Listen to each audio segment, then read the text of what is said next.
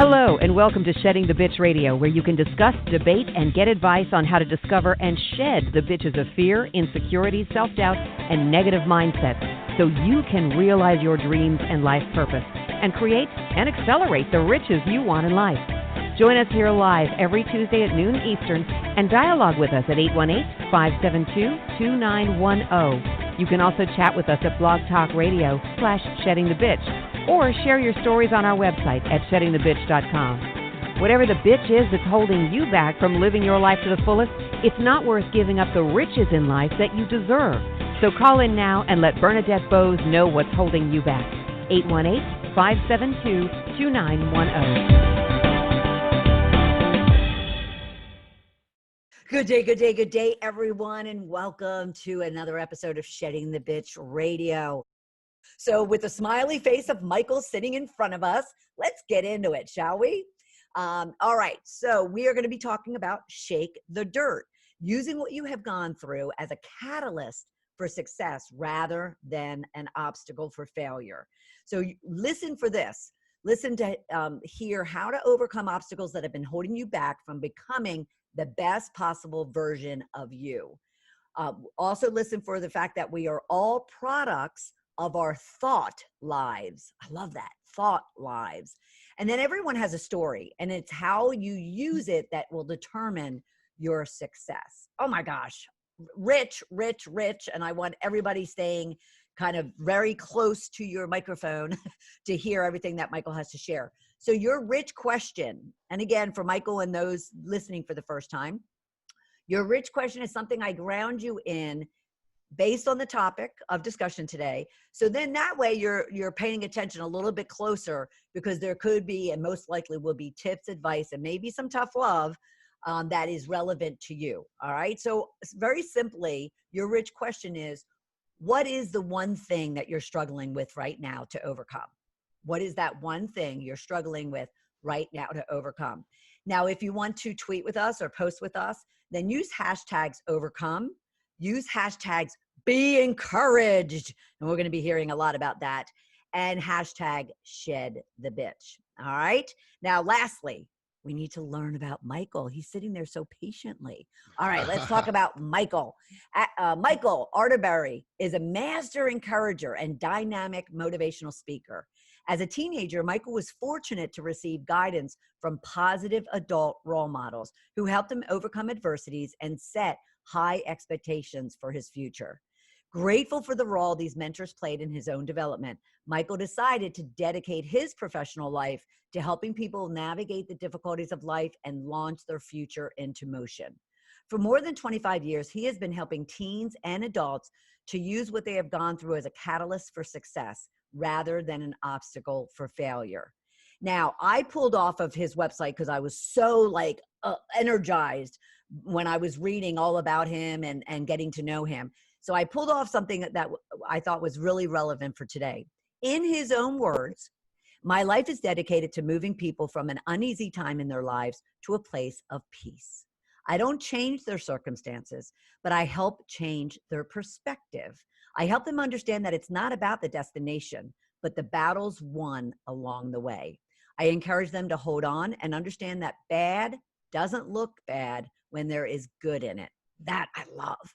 People will follow you if you inspire them. I work hard to inspire, lead, encourage, and celebrate the people that come into my life. Always be encouraged. Now, I have to mention, Michael is the author of Be Encouraged, 250 Days of Motivation and Encouragement, a daily motivational book. Additional information about his struggles as a child and a debilitating spinal cord injury as an adult can be found in his wife's book, and her name is Rachel Arterberry. God Was Holding My Hand. Now, as we bring him in, go to michaelarterberry.com and you can learn all about him. But how are you, Michael? How you doing? I'm good. You're a busy lady. Yeah, you are busy. Well, this is about you. Sure. Wow. This is about you. All right. So how are you? I'm good. I'm good. I'm enjoying a nice sunny day here in Connecticut. And nice. I'm looking forward to speaking to you and your audience. Awesome. So give us some background on your story and kind of where you have been and how you got what you're doing today. All right. So what's great is you use my tag, Shake the Dirt. So I'm gonna tell you something that's relevant. So I want to tell you and your audience a story. Okay. And it's about a farmer is one of his favorite farm animals, because once he finishes working with the donkey on the farm, he brings the donkey back to the house and he allows the donkey to play with his kids. So imagine they're working on the farm, they come back to the house, the kids come running out, they come out, they wash them, they ride them, and they play with them. And then he releases them back out in the farm. And this is like a normal ritual. So one night he brings the donkey back, the kids come out, they play, he releases them into the farm, but the following morning when he came out, he whistled for the donkey and the donkey didn't show up. So when the donkey didn't show up, he starts walking around the farm.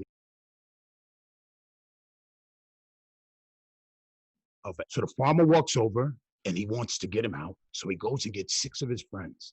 He brings them to the well and they're like, how are we going to get him out? So one of the guys said, listen, let's get some rope and let's pull him out. So all 6 of the guys get rope and they start to lasso the donkey. They throw it, they miss, they throw it, they miss. They finally throw it by his hind legs. He steps into the rope, they shimmy it up his body and they start to pull. They pull, the donkey moves. They pull, the donkey moves. But then halfway up the well, they realize he's too heavy. So they lower him back to the bottom of the well. And now that farmer now has to make a grim decision. Now, see, he can't feed him food at the bottom of the well for his family because that wouldn't make any sense. He really doesn't feel like he can starve him because he's more like a pet. One of his hot-headed friends were like, hey, just shoot him. He's like, no, I can't do that. That's too violent.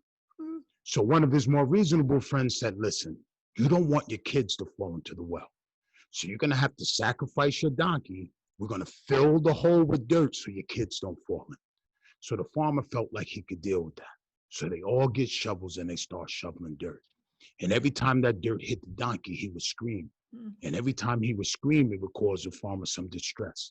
So you got dirt, scream, dirt, scream, dirt, scream. Then all of a sudden, the scream stopped. When the scream stopped, they gave the donkey a moment of silence. But then they went back to work. Dirt, dirt, dirt. Lo and behold, you see the donkey's right ear. They're like, whoa. So they start shoveling faster. More dirt, more dirt. Next thing you know, you see half his body. So they start shoveling faster. More dirt, more dirt. The donkey finally walks out of the well that he fell into.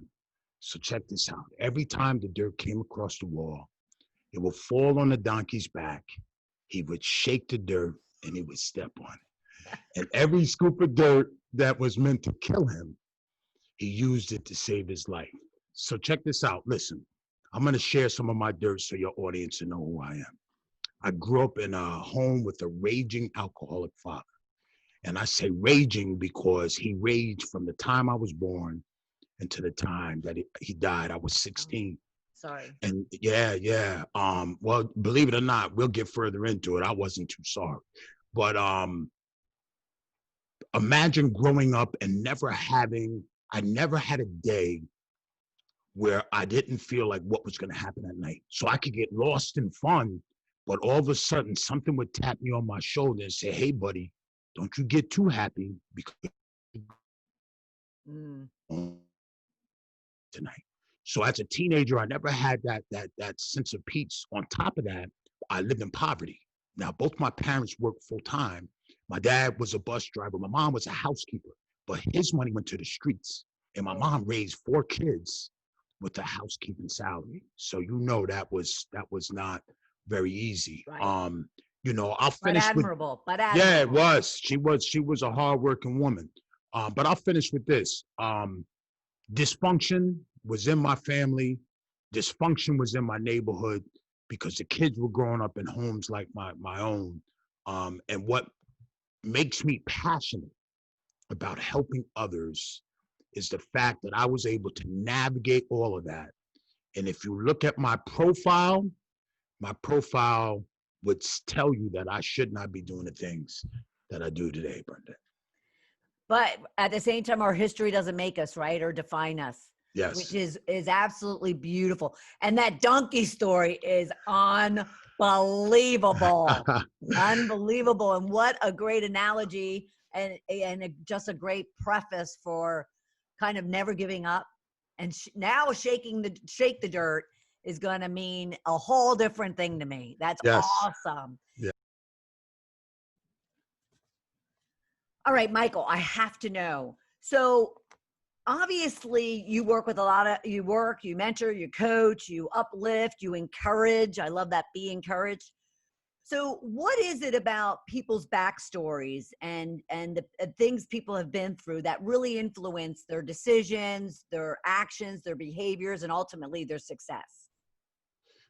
Well, when you think about what I talked about with my story, I remember in the house that I grew up in the winter, we rarely had heat.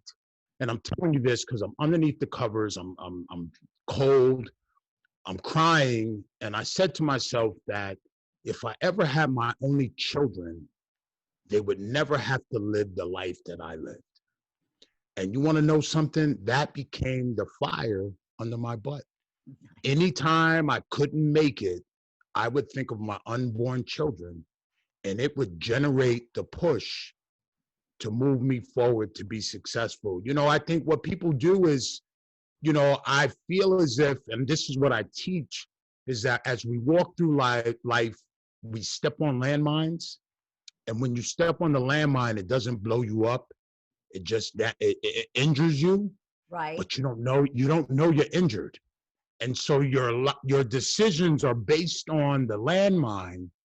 And so when you get further into your adulthood, you've now structured a life on something that happened to you when you were growing up. Love that. And so, your life becomes a reflection of the damage rather than the reflection of the direction that you want to go into. Right. Now, at the same time, when you have that landmine, right, when it happens to you at that very point in time, what can people do to kind of ensure that that landmine's not going to become a burden for the rest of their life? That right then and there during that landmine, is there things that they could be doing to ensure that they take lessons from it? They walk away better as a result of it, as opposed to, holding on, really tight to it? Well, what I think everyone should do on a regular basis is self-reflect. So what I do is I almost subconsciously take inventory of where I am on a regular basis. Nice. There's another tag that you may have seen on my website I call be the driver of your car rather than the passenger of your car. Yes. And what I mean by that is the fact that if you can step on a landmine, and if you self-reflect regularly, you can say to yourself, you know what? I don't feel balanced. What just happened to make me feel this way? And I use the analogy of driving a car. So when that happens, whatever the landmine was took your keys. So you have to go back into your mind, figure out what the event was. And once you recognize what the event was, you take your keys back. So self-reflection is a great way to stay online and stay focused to move towards your goal. Now, and when you self-reflect, whether personally or the advice that you give to the people that work with you, are you having them, is it that they're meditating? Are they journaling? Or are there things that, apart from just sitting back and self-reflecting, are there other things that help them to process that? Well, I think the start is living a conscious life. See, I think a lot of us live what I call sloppy lives. So when you're sloppy, you just get out of your bed, you slap on your clothing, and you just walk. Yeah. And so what prevents you from falling into these ruts is living conscious, like soaking in the world from a place where things don't just pass you, you know what I'm saying? And you have to kind of catch up on time. Right. Some people, get so lost in nowhere it's 12 o'clock. And if you ask them what happened from the time they got up to 12 o'clock, they can't even tell you. Yeah. Yeah, it's true. You know, so the meditation can come, or the self-reflection piece comes, but to help minimize the damage, you walk through this earth conscious so that you're able to see things before they happen, rather than being proactive rather than reactive. Right. Now, does that have a lot to do with also needing to control your thoughts and needing to kind of manage what's going in and coming out? Yeah. You know, and how do people do that? Well, you know, what I teach is that when I say products of our thought lives, what you have to do is we don't understand that we have the control to hold on to a thought or to get rid of it. So see, you're living conscious, so we start there. When you're living conscious, you're now aware of the information that's coming. So when something gets thrown at you, rather than allowing it to just come, you have to say it's coming, it's here, and then make the decision, do I keep it or do I get rid of it? Because what happens when a negative thought or an event comes and you allow it to plant itself, it germinates like a seed. Yeah. And then it grows. Right. So if you're conscious and it's thrown at you, you'll say to yourself, you know what? Nope. I don't want that thought. You get rid of it sooner than later, and then you don't have to deal with the ramifications of that thought when it comes. Because it's all about, like, we're all so in our head. Yes. And we need to get out of our heads, right? We need to get, we need to work on every day keeping and staying out of our own heads. So what is your message to help people kind of shake it off, and shake that dirt? What is your key message to them? Spending time with yourself and finding the landmines. You know, what I do, when I work with teenagers, for instance, I get them at the age when they're in high school. So I tell them my story. I explain to them what I've been able to overcome. But then my goal for them is to retrace the steps, find the landmines. And then once you find the landmines, it makes sense to what's going on in the present day. So now you're there. So you're like, wow, you know what? I forgot all about that uncle that used to call me fat and ugly when I was 4. Right. And now I'm walking around at 15 and I have a complex about my weight, not really knowing where the foundation of it is. So when you go back and you find out where the foundation of it is, you can strategically try to overcome it rather than continually going through your life saying, I have an issue with my weight and not knowing where it comes from. So I like people to walk back through their story and find the different places where things may have gone wrong and then start to strategize with the new information that they're able to uncover. Well, and I love the fact that you're doing this with young people, because I can only tell you that it wasn't until I was 48 when I actually went through my shedding process, as I call it. Mm-hmm. And I started kind of really paying attention to what were those triggers, what were those events in my life that caused me to go down a path of nastiness. Right. And, and I was 48, and so I love the fact, even when I first, learned of you and started getting to know you and seeing that you did work with youths, I was like, oh my gosh, would I have loved to have had somebody like him, in high school, in college, heck, when I was 30. Yeah. So on that, and I hate calling them kids, the young people. That's good. That the young people that you work with, are they, because I know adults have a difficult time, are they open to, kind of doing this work and confronting all of that? Because it can drum up a lot of stuff, a lot of junk. So I have a program, and understand when we talk about this for your audience, I may mention youth or youth work, but my material is not for youth. It's universal. I'm for glad the world. You said that. So, I'm glad you said that. So I just want to put that up front. So what I do is I go into a school. First thing I do is I ask for a cross section of students. So I get 30 students in a room. The room is made up of everything that's in the building. Now, looking at what's going on in the world today, part of my strategy is not only to get them to get healthy as individuals, but I want them to learn to deal with people that are not the same as they are. But yeah. But back to what I'm talking about is I run them through a series of experiential exercises that are built to make you think of those things that may be intimidating if I were to ask you.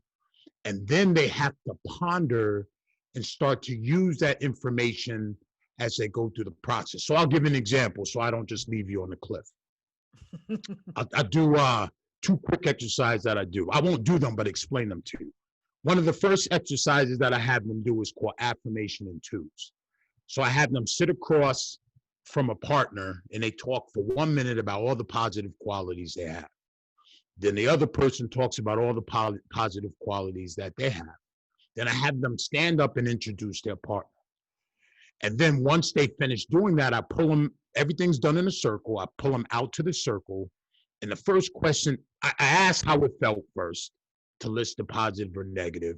Then the second thing I ask is, would it be easier or harder to list the negative over the positive? And they all say easier. And that's where we start. And so I start there to explain to them, like you just said in the beginning of our conversation, is that we're products of our thought lives. So I'm building a foundation, but an activity that I do that really gets breakthrough, I call it concentric circles. And so I have an inside circle facing out, an outside circle facing in. I give them 5 questions, and they're going to talk to 5 different people in the rotation. The first question is a person I respect and why I respect them, qualities that I look for in a friend. If I had the power to change something in the world, what would it be and why? A time someone that I most trusted hurt me, and a time that I lost someone I really cared about. So they talk to 5 different people about the 5 questions. Then I pull them out and we debrief first how it felt speaking to their partners. Immediately, the essence in the room changes because they've been transparent with these people that they don't normally talk to. But when you talk about what starts them on the process, think about that information that they just talked about. Absolutely. It sounds pretty basic, but you have to go back into your life and grab some real jewels to be able to process and talk to your partner. So what I make them do is I make them mentally go back and turn over the rocks. And as we get the information, each exercise gives them the opportunity to walk out what they found under each rock that they turn over. Now, when you, so that was the youth, and like noted that you work with, obviously youth, but you also work with adults. Right. How open and how transparent and how easy do the adults come to the table Right. and offer up all of that? You know what breaks the seal is, and each group, I start with showing them a house. First, I tell the donkey story. So I start with the donkey story, like you got. Then I show them a picture of the house that I grew up in that looks totally condemned. Boarded windows. I mean, it looks like it's condemned, but I lived in it. Then I show them the house that I live in now. I explain to them how it felt to live in that house. And 99.9% of the time, because I unveil myself first, it sets the room up. That transparency automatically, because I'm authentic. Right. It creates an energy so that they don't make the decision to hide. They make the decision to follow me because I did it first. Right. That's beautiful. Beautiful, beautiful. That's beautiful. So when people are kind of stressed out, when they're going through trauma, when they're dealing with something that's going to go unnamed, because I've been trying not to kind of continue to live in it that we've been all going through for a few months. Yeah. How can people remain positive and hopeful and alive and encouraged and powerful, all the words and the affirmations and the beliefs that you set forth. How does one do that? Because you have to, again, see, it takes a lot of energy to live a healthy life. See, that's why I put the label calling it sloppy. See, people live sloppy lives because for you to live a life of quality, you have to put in some work. Yep. And so I say that to you because when you say, what do you do? What I do is any situation that I'm in, I look at it and like I said, where I can't change your situation, but I can change your perspective. Yep. You have to look at what you're going through and find the silver lining. Yep. You have to find it. And I mean, that's an effort. So if I'm going through something and it's really, really, it could be traumatic, rather than allowing that event to be labeled in my life as trauma that I went through, I look at it and I force it into a place where I find the good, no matter what it is, of what kind of good it could be in my life. And if you do that, you know, I use a term that the teacher can never stop being a student. Right. Yep. So you got to always look at a situation like, you know what is this teaching me? What am I supposed to take from this? Rather than, oh my gosh, I can't believe I'm going through this again. You know what I'm saying? So that's the technique I like to push. No, and that's beautiful, because there is, I'm of the ilk that, you know, everything happens for a reason. Yes. And there's a lesson in everything, easy, hard, traumatic or joyful. And yes, but at the same time, it took me a long time to get there. So I applaud you. I did. It took me a long time. I was like a robot for like 25 years of just like a negative Nelly and, you know, always looking at things on the pessimistic side and devil's advocate. And so shedding that away, changed everything. But so that's why I admire so much the work that you do and the approach that you take to it. Because yes, I just love all these thought lives and be encouraged and shake the dirt. They're not going to be easy to forget, which is a beautiful, beautiful thing. So what can people do today to kind of change their life tomorrow? But actually, what can they do today to change their life right now and then leading into tomorrow? Well, you know, what I did, I'll say on a personal level, is when you said don't mention it, so I'm going to have to just drop it in real quick. COVID. When it came, maybe that wasn't what you were thinking, but that's the word I'm going to drop in, you know. But anyway, what I've been able to do is, you know, I feel as if I read a book by Bruce Wilkinson, who said that we're all born with a dream. Like, so when you were a little girl, there was something that you wanted to be. And some of us continue on the line and we become it. Or a lot of us get bullied and we get pushed away from that path because people convince us that it doesn't make enough money, you're not really going to be happy. Yeah. And so what I advise is during this time is self-reflection. Some people are going to lose their jobs because of the situation in itself. So what would be more, transformative and awesome that you can come out of a pandemic doing the job you dreamt of? Find what your purpose is. Yep. Find that thing that burns and makes you want to get up in the morning and find a job. Listen, let me tell you something. I laugh anytime I leave a place and I had to speak, because they don't know I would have did it for free. They have no clue. When they hand me the check, I'm like, I'm going to take this. I got to go pay my bills. But you guys have no idea that if you would have pushed me and spoke to me the right way, I would have walked through that door and gave you that same message for no money at all. Yep. Now that's passion and that's purpose. Yeah. Oh my God, that's gorgeous. So for people who are stuck, so for people who are listening to this, watching this right now, and they're stuck and yet they're starting to squirm because you're getting them all excited, what would you tell them? What can they do? Get a piece of paper and start writing. Start putting those thoughts down. You know, they say journaling is a place of freedom. So, Yeah. you know, putting it, a goal is not a goal until you put something down so it's concrete. Right. So rather than dealing with this in our heads, like you said, we have all this stuff going on in our heads, you put it down on paper because now it becomes a document.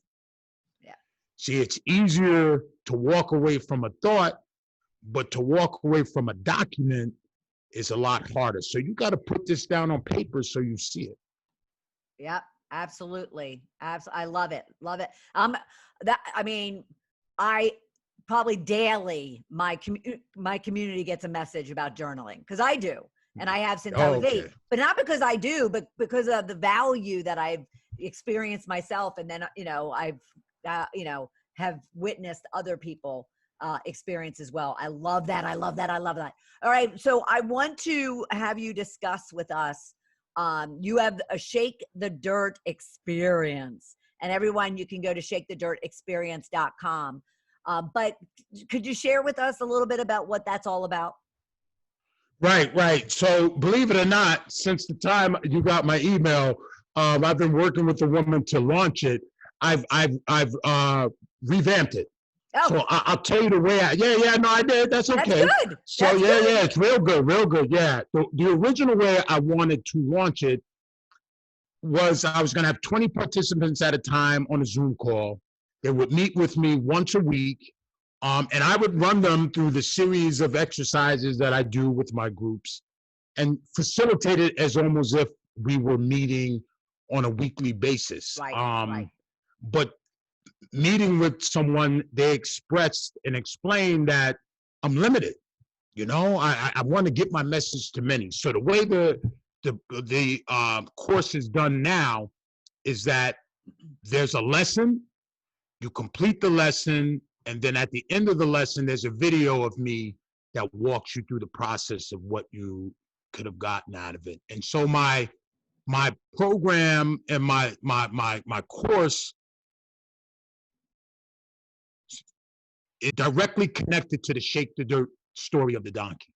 And so we start with that foundation of who are you? What do you think about yourself? Let's get you on a plane level of positive thinking. And then when I get you there, I start with exercises, start walking you through your paths of life. So I talk about things you've gone through. I talk about anger. I talk about forgiveness. I talk about emotions. And these exercises are to get you, remember you asked, how do I get them to think about these things? Mm-hmm. Is if you ask the right question and make people process the answer, it can get them to a place of clarity. Right. And that's what my course is built to do, is from start to finish. By the last lesson, I want you to have a clearer picture of your life, but now strategically set up your life moving forward to be more consistent with who you are rather than who you thought you were. Love it. Love it. Love it. Love it. So everyone, shakethedirtexperience.com. Go and check it out. I checked it out. And then you can then kind of put your email in and your information in, reach out. It'll go right to Michael. And then someone on his team or himself directly will reach out to you with more details about that experience. If you want to change your life, people, if you want to finally become the person that you're meant to be, I would definitely go to shakethedirtexperience.com. I also want to mention his books again, and they're both on Amazon. His book is Be Encouraged, 250 Days of Motivation and Encouragement. And then his wife's book, and her name is Rachel Arterberry, is God Was Holding My Hand. And I can only imagine what that is about. Yeah. Well, it actually is about him, right? And your trauma with a spinal cord injury. Is that right? Yeah. Yes, it's part of it, and my life story. So you get more. You get more of the backdrop of what I explained my dirt was. Nice, nice. My God was holding my hand. God was holding my hand. Check out both of those on Amazon. All right. So before we close out, what one big golden, be encouraged, thought live type of piece of advice would you have for our listeners? All right, so they get a treat. It's on the second page of my book, so I'm gonna give them a little tickle, or maybe they'll go buy the whole book. And I wrote this: short-term thinkers plant gardens, long-term thinkers plant trees, eternity-minded thinkers plant themselves in the souls of others. And what I mean by that is you and your mission in life, and it's my mission in life, is when I finish interacting and speaking and being around a person, I want them, once I leave, to look back and be like, wow, you know, he brought something just special into my world for whatever brief time it was. And I'm conscious of it, and I think others should be just as conscious. So, eternity minded leaves themselves in the souls of other people. Wow. Well, I'll tell you what, I wasn't kidding when I said I will certainly remember you and all not even just your nuggets, but all the energy and the passion and just all the lessons that you experienced and the stories that you told. So I thank you so much for being part of Shedding the Bitch. It's been thank you. Thank you. Yeah. Thank you for having me. Oh, absolutely, absolutely, absolutely. Okay, everybody, one last time. MichaelArterberry.com to learn all about him. Go and check out and seek information around his ShakeTheDirtExperience.com. Be sure to do that. That could be life-changing. Your world could be changing very soon. And then at the same time, check out both of his books, Be Encouraged, 250 Days of Motivation and Encouragement, and Rachel Arterberry's book, God Was Holding My Hand, which is actually Michael's story. So, and then just a reminder to everybody, which I lost my reminder, but reminder to everybody that next week is our Ask Bernadette episode. So I'm answering your questions, stories, or challenges when it comes to your career, business, or life. You can go out to our Shedding the Bitch Facebook page and leave a comment there, or you can just DM me, which a lot of you do. Just DM me whatever it is that you need an answer to, as well as LinkedIn. Just connect with me and then send me a private message, and I'll be sure to respond to you quickly, but at the same time, bring it right back here on the first Tuesday of every month, our Ask Me Anything episode. All right. So for everyone here and for Michael in this Shedding the Bitch community, please have a rich, beautiful, joyful, prosperous week. And I'll see you next Tuesday at noon Eastern time. Take care, everybody. Bye. Bye, Michael. Take it easy. Thank you for listening to Shedding the Bitch Radio with Bernadette Bose. Join Bernadette every Tuesday at noon Eastern as she helps you shift your bitches to riches. And the dialogue is always going on at sheddingthebitch.com. See you next week.